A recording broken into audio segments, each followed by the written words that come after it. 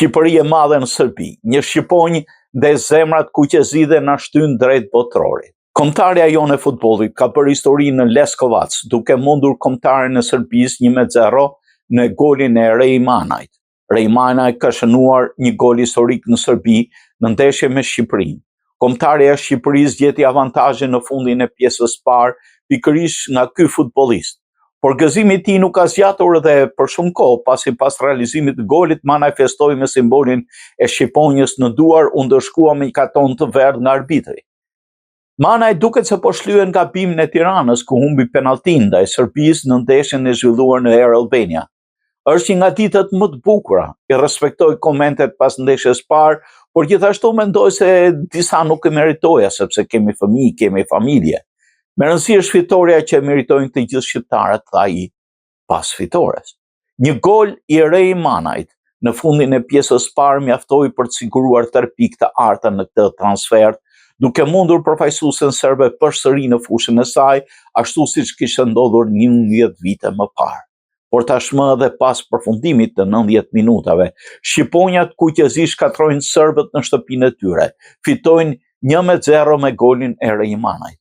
Trajneri kombëtar Silvinjo e ka cilësuar të rëndësishme fitoren e Shqipërisë në Serbi. Në konferencën për media pas ndeshjes, Silvinjo u shpreh krenar për futbollistët e kombëtarës. Braziliani shtoi se tani më skuadra është më pranë kualifikimit. Ka qenë javë e mirë pune, kjo ishte një ndeshje decisive, fakti që fituam, kalojmë tek ndeshja e radhës, jam krenar për lojtarët dhe të shkojmë përpara, theksoi ai. Një ndeshje e mirë, një hap i bukur, por dhe nuk ka mbaruar, thot Silvinjo. Në Leskovac, trajneri kombëtarës kuqezi vlerësoi lojtarët për minutat e luajtura në fushë. Duhet të bëjmë punën tonë.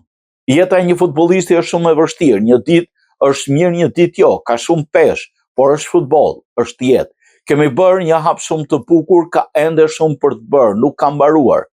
Pas punës e një trajneri ka shumë momente që nuk dallohen. Jam krenar se çfarë kanë bërë lojtarët. Jemi shumë të kënaqur për këtë ndeshje, tha ai.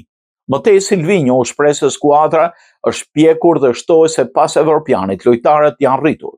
Kombëtarja shqiptare arriti një fitore të madhe historike ndaj Serbisë në stadiumin Dubovica të Leskovac. Në vendin e dytë për Shqipërinë në grupin K të kualifikuesve të Kupës së Botës 2026, pasi kuqezinjt kanë 11 pikë 4 më shumë se Serbia e vendit të tretë.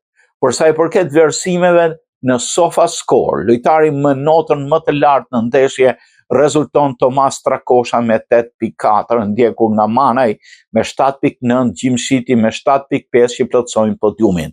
Ndërkohë Mitaj dhe Aslani kompletojnë top 5-ën.